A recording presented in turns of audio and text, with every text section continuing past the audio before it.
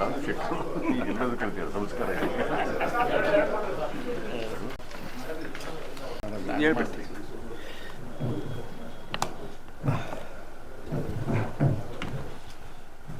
ಆತ್ಮೀಯ, ಇವತ್ತು ನಮ್ಮ ನೆಚ್ಚಿನ ನಾಯಕರು ಜಿಲ್ಲೆಯ ಉಸ್ತುವಾರಿ ಸಚಿವರು ಆಗಿರ್ತಕ್ಕಂಥ ಸನ್ಮಾನ್ಯ ಮಧು ಬಂಗಾರಪ್ಪನವರ ಪತ್ರಿಕಾಗೋಷ್ಠಿ ಇದೆ.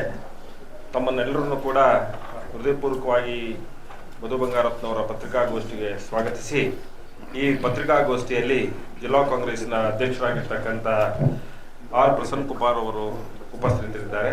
ಅದೇ ರೀತಿ ವಿಶ್ವ ಹೆಪಟೈಟಿಸ್ ದಿನದ ಅಂಗವಾಗಿ ನಾರಾಯಣ ಹೆಲ್ತ್ ಅರ್ಪಿಸುತ್ತಿದೆ ಉಚಿತ ಹೆಪಟೈಟಿಸ್ ಬಿ ಮತ್ತು ಸಿ ತಪಾಸಣಾ ಶಿಬಿರ. ಹೆಪಟೈಟಿಸ್ ಮುಕ್ತವಾಗಲು ಪರೀಕ್ಷಿಸಿಕೊಳ್ಳಿ. ಜ್ವರ, ಆಯಾಸ, ಹಸಿವಾಗದಿರುವುದು, ವಾಂತಿ, ಹೊಟ್ಟೆ ನೋವು, ಮೂತ್ರದಲ್ಲಿ ಬದಲಾವಣೆ, ಕೀಲು ನೋವು, ಜಾಂಡಿಸ್ ಲಕ್ಷಣಗಳು ಕಂಡುಬಂದಲ್ಲಿ ತಕ್ಷಣ ನಾರಾಯಣ ಹೆಲ್ತ್ಗೆ ಭೇಟಿ ನೀಡಿ. ಇದೇ ತಿಂಗಳ ಜುಲೈ 29ರಿಂದ ಆಗಸ್ಟ್ 3ರವರೆಗೆ ಬೆಳಗ್ಗೆ 10ರಿಂದ ಮಧ್ಯಾಹ್ನ 2ರವರೆಗೆ. ವಿಶೇಷ ಸೂಚನೆ: ಜುಲೈ 29ರ ಸೋಮವಾರದಂದು ಫೈಬ್ರೋ ಸ್ಕ್ಯಾನ್ ಪರೀಕ್ಷೆಯನ್ನ ಉಚಿತವಾಗಿ ಮಾಡಲಾಗುವುದು. ಹಾಗಿದ್ರೆ ಹಿಂದೆ ಸಂಪರ್ಕಿಸಿ ಸಹ್ಯಾದ್ರಿ ನಾರಾಯಣ ಆಸ್ಪತ್ರೆ, ಹರಕೆರೆ, ಶಿವಮೊಗ್ಗ. ನಮ್ಮ ಟೋಲ್ ಫ್ರೀ ಸಂಖ್ಯೆ 1800-309-0309.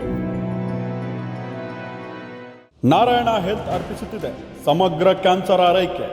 ಈಗ ಶಿವಮೊಗ್ಗದ ಸಹ್ಯಾದ್ರಿ ನಾರಾಯಣ ಆಸ್ಪತ್ರೆಯಲ್ಲಿ ನಮ್ಮ ವಿಶೇಷತೆಗಳು: surgical oncology, medical oncology, radiation oncology. ಕ್ಯಾನ್ಸರ್ನ ಸಮಗ್ರ ಆರೈಕೆಗಾಗಿ ಹಿಂದೆ ಸಂಪರ್ಕಿಸಿ ಸಹ್ಯಾದ್ರಿ ನಾರಾಯಣ ಆಸ್ಪತ್ರೆ, ಎಂಟಿ ರಸ್ತೆ, ಹರ್ಕೆರೆ, ಶಿವಮೊಗ್ಗ.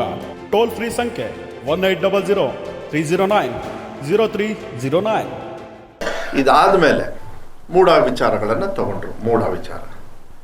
ಮೂಢ ವಿಚಾರನ ತಗೊಂಡು ಭಾಳ ಪೊಲಿಟಿಸೈಸ್ ಮಾಡಿ ಸೆಂಟ್ರಲ್ ಗೌರ್ಮೆಂಟ್ ಫೋರ್ಸ್ನ ಗವರ್ನರ್ ಮೇಲೆ ಯೂಸ್ ಮಾಡಿ ನಾವು ನೋಡೋಕ್ಕೆ ಹಂಗೆ ಕಾಣಿಸ್ತಾ ಇದೆ. ನಾವು ಅನಿವಾರ್ಯವಾಗಿ ಪ್ರಜಾಪ್ರಭುತ್ವದಲ್ಲಿ ನಮಗೆ ಆ ಹಕ್ಕಿರ್ತದೆ, ನಾವು ಕೇಳೋ ಹಕ್ಕು ನಾವು ಹೇಳಬೇಕಾಗ್ತದೆ.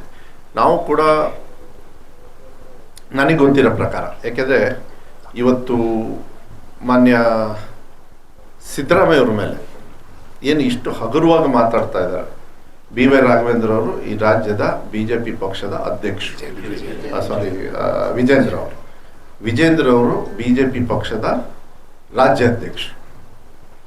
ಅವರು ಸಿದ್ದರಾಮಯ್ಯವ್ರ ಮೇಲೆ ಮತ್ತು ಈಗ ಹೊಸದಾಗಿ DK ಶಿವಕುಮಾರ್ ಅವ್ರ ಮೇಲೆ ಭಾಳ ತಾರಕಕ್ಕೆ ಇರತಕ್ಕಂಥ ಒಂದು ಕೆಲಸಕ್ಕೆ ಮಾತುಗಳನ್ನು ಅವರು ಮಾತಾಡಿದ್ದಾರೆ. ಅದಕ್ಕಿಂತ ಮುಂಚೆ ನಾನು B.ವೈ. ವಿಜೇಂದ್ರ ಅವರಿಗೆ ಅವರು ಕೂಡ ಕೆಲವು ನನ್ನ ವಿಚಾರಕ್ಕೆ ಭಾಳ ಹಗುರವಾಗಿ ಮಾತಾಡಿದರು. ನಾನು ಅವಾಗ ಏನು ಕೊಡಬೇಕು ಉತ್ತರ ಕೊಟ್ಟೆ. ಯಾಕೆಂದರೆ ನನಗೆ ಗೊತ್ತಿದೆ ಕಾನೂನು, ಈ ದೇಶದಲ್ಲಿ ಕಾನೂನು ಅಡಿಯಲ್ಲಿ ಅವರು ಇರ್ತಾರೆ, ನಾವು ಇರ್ತೀವಿ. ಕಾನೂನನ್ನು ಅವ್ರ ಪರವಾಗಿ ಎಲ್ಲೆಲ್ಲಿ ತಿರ್ಚಿದ್ದಾರೆ ಅಂತಲೂ ಕೂಡ ನಾನು ಹೇಳ್ತೀನಿ. ಅದನ್ನು ಕೆಲವು ಮಾಹಿತಿ ಇದ್ದಾವೆ, ಇನ್ನೂ ತುಂಬ ತಗೊಳ್ಳೋದಿದೆ. ಇನ್ನು ಅವ್ರದ್ದು ಪಿಕ್ಚರ್ ಬಿಡಿಸ್ಬೇಕಾಗತ್ತೆ, ಬಿಡಿಸ್ತೀವಿ. ಅದನ್ನ ಅಷ್ಟು ಈಸಿಯಾಗಿ ಬಿಡೋದಿಲ್ಲ ಅದನ್ನು. ಆದರೆ ವಿಜೇಂದ್ರ ಅವರು ಯಾವ ಸ್ಥಿತಿಯಲ್ಲಿ, ಯತ್ನಾಳ್ ಅವರು ಅವ್ರ ಪಕ್ಷದವರೇ ಒಂದು ಪಕ್ಷದ ಅಧ್ಯಕ್ಷರಾಗಿ ವಿಜೇಂದ್ರ ಅವರು, ಅವ್ರ ಪಕ್ಷದ ಒಬ್ಬ ಯತ್ನಾಳ್ ಅವರು ಏನೇನು ಹೇಳ್ತಾ ಇದ್ದಾರೆ ಅದಕ್ಕೆ ಉತ್ತರ ಕೊಡೋದಿಲ್ಲ. ಆದರೆ DK ಶಿವಕುಮಾರ್ ಅವ್ರ ಬಗ್ಗೆ ಮಾತಾಡ್ತಾರೆ. DK ಶಿವಕುಮಾರ್ ಅವ್ರ ಬಗ್ಗೆ ಮಾತಾಡೋದಕ್ಕೆ ಇವ್ರಿಗೆ ಏನು ಯೋಗ್ಯತೆ ಇದೆ? ವಿಜೇಂದ್ರ ಅವ್ರದ್ದು ನಿನ್ನೆ ಭಾಳ ಏನು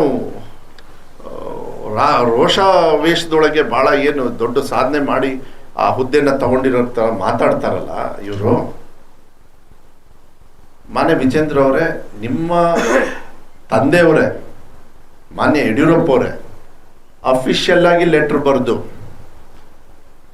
ಅವ್ರ MP ಇದ್ರು ಅವಾಗ, ಅಫಿಷಿಯಲ್ ಆಗಿ ಲೆಟರ್ ಬರೆದು DK ಶಿವಕುಮಾರ್ ಒಂದು ಸಮುದಾಯದ ವ್ಯಕ್ತಿ ಮೇಲೆ ಬರಬಾರ್ದು ಅಂತ ಹೇಳಿ ಅವರನ್ನು ತುಳಿಬೇಕು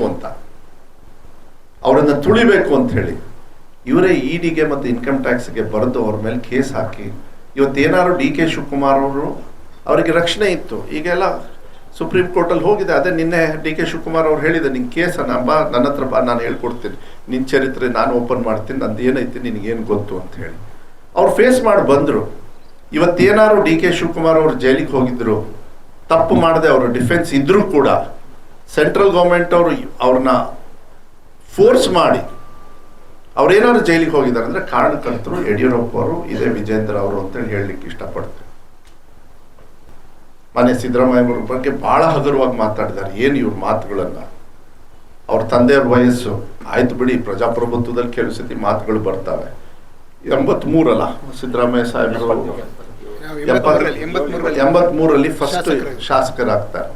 ಇವತ್ತವರೆಗೂ ಕೂಡ ಅವರಿಗೆ ಒಂದು ಕಳಂಕ ಇರೋದಿಲ್ಲ. ಇವ್ರದ್ದು 2012ರಲ್ಲಿ ಈ ಮೂಡ ವಿಚಾರ ಬರೋದು. ಯಾರಿದ್ರು ಅವಾಗ ಮುಖ್ಯಮಂತ್ರಿಗಳು? ಯಾರಿದ್ರು?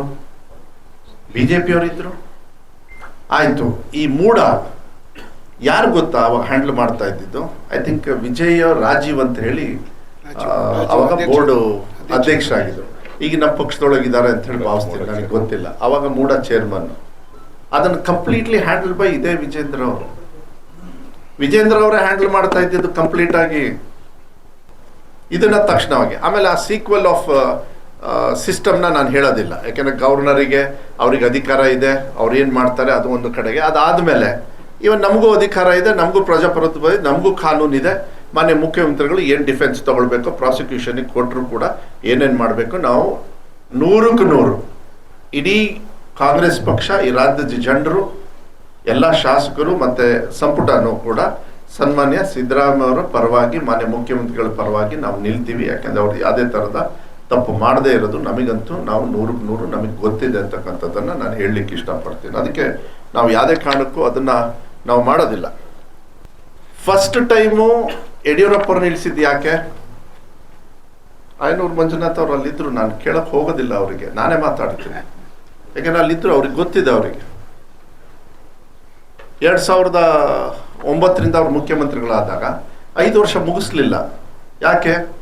ಇದೇ ಹಗರಣದ ಮೇಲೆ ಜೈಲಿಗೆ ಹೋಗಿದ್ದೆ. ಅದು ಇದೇ ವಿಜೇಂದ್ರ ಅವ್ರ ಕಾರಣದಿಂದ ಯಡಿಯೂರಪ್ಪ ಅವ್ರು ಜೈಲಿಗೆ ಹೋಗಿದ್ದು. ಕೇಸ್ಗಳನ್ನು ಹಿಸ್ಟ್ರಿ ತಗೊಳ್ಳಿ ನೀವು. ಈಗ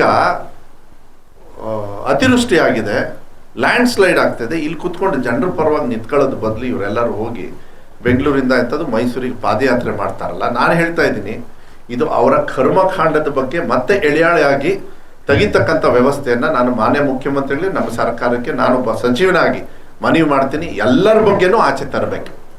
ಮಾನ್ಯ ಡಿ ಕೆ ಶಿವಕುಮಾರ್ ಅವ್ರು ಏನೇನು ಹೇಳಿದ್ದಾರೆ ಅದನ್ನೆಲ್ಲದು ಮಾಡಬೇಕು. ಯಾಕೆಂದರೆ ಅವರು ವಿಂಡಿಕ್ಟಿವ್ ಆಗಿ ಡಿ ಕೆ ಶಿವಕುಮಾರ್ ಅವ್ರಿಗೆ ಜೈಲಿಗೆ ಸೇರಿಸಿದ್ದಾರೆ ಅಂದರೆ ಇವರು ತಪ್ಪು ಮಾಡಿದ್ದಕ್ಕೆ ಇವರಿಗೆ ಕಾನೂನಿನ ವಿರುದ್ಧ ಕ್ರಮ ತಗೊಂಡು ಜೈಲಿಗೆ ಸೇರಿಸ್ಬೇಕು ಅಂತ ಹೇಳೋದು, ಅದು ಕಾನೂನು ಮಾಡ್ತಾ ಇದ್ದಾರೆ. ನಾನು ಮಾಡೋದಕ್ಕೆ ಹೋಗೋದಿಲ್ಲ. ಇದನ್ನು ನಾವು ಯಾವುದೇ ಕಾರಣಕ್ಕೂ ನಾವು ಬಿಡಬಾರ್ದು ಅಂತಕ್ಕಂಥದ್ದನ್ನು ನಾನು ಈ ಸಂದರ್ಭದಲ್ಲಿ ನಾನು ಹೇಳಲಿಕ್ಕೆ ಇಷ್ಟಪಡ್ತೀನಿ.